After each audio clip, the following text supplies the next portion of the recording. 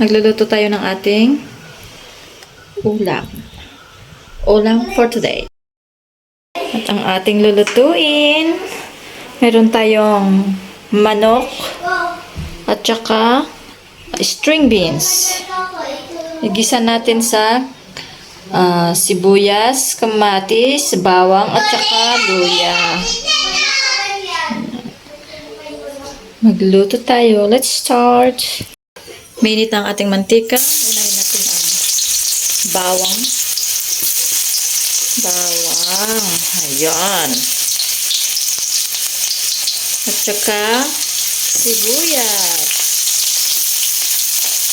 Lagyan natin ang ating sibuyas. Next ang ating luya. Ayan. Halo natin.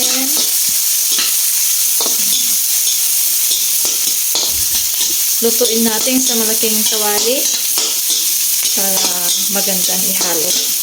Para pag maghalo tayo,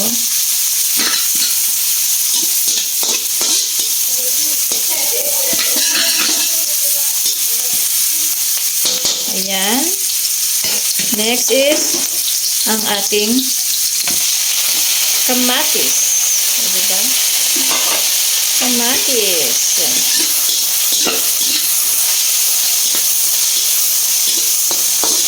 Gisa-gisa natin yan.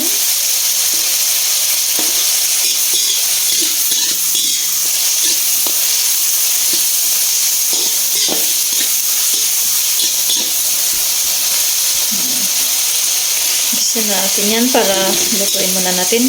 Palabasin muna natin ang katas ng ating kamatis.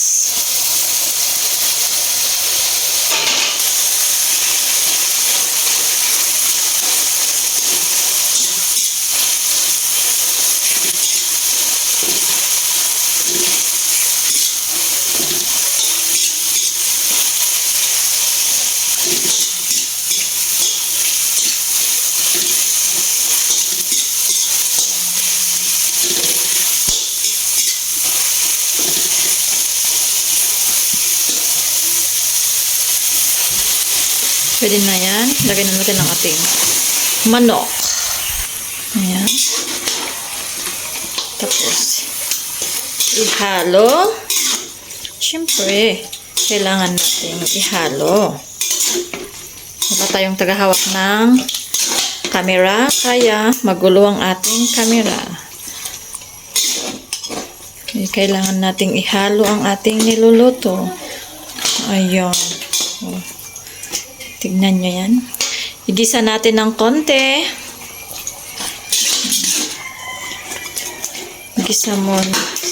Gisa-gisa ng konti.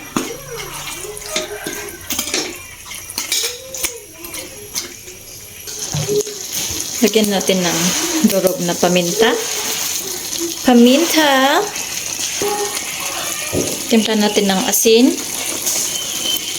Patis sana ang ilagay natin, pero wala tayong patis, kaya asin na lang. Wala tayong patis, kaya asin na lang ang ating ilagay. Siyempre, ating ihalo para maihalo ang nilagay natin ng asin at paminta.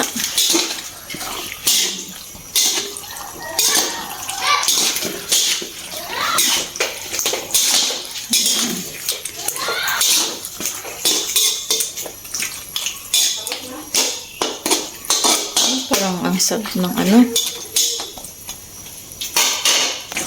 Siyempre, lagyan natin ng 2 basong tubig. Ayan. Tapos, hayaan natin kumulo. Pakuluin natin ng 10 minutes. Ayan. Kailangan natin takpan. Takpan natin. Tapos, ayan. Sige, kulo ka dyan. After so many hours, luto na ang ating manok. Ilagay natin itong ating string beans. Siyempre, ihalo natin para maluto.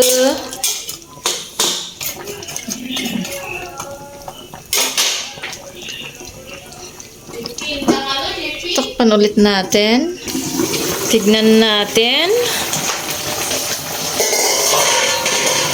Tignan natin kung luto na ang luto na siya. Pwede na ang ating ulam. Simpleng ulam. Sa tanghalian. Maulang tanghalian. Kasi maulan dito sa amin. Pwede na yan. Luto na ang ating string beans.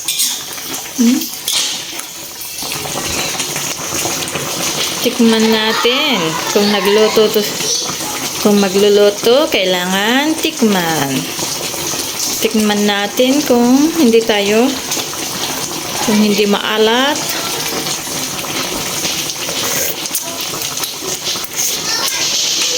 Ay, nako. Tama lang. Hindi na tayo mag-a-adjust sa lasa. Tama lang ang kanyang lasa. Ayan.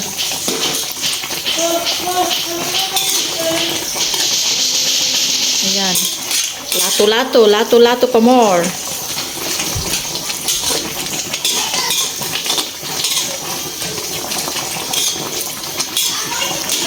Ayan.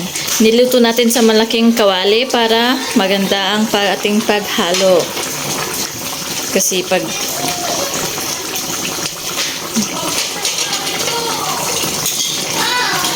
magandang ating paghalo. Ayan. Pwede na yan. Ayan. Mausok. Nauusukan kayo. Okay lang yan. Kain na tayo. Pwede na yan. Ang ating simpleng ulam.